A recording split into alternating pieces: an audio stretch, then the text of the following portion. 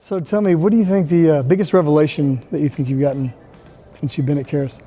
Besides God's love, unconditional love for me, also I would say God's righteousness and how that's a free gift. All of it's a free gift and that I just need to take it.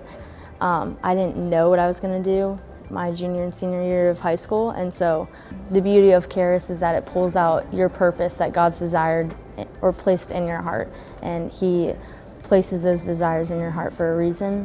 When you delight yourself in those, He will give those desires to you. What would you tell somebody about coming to Charis?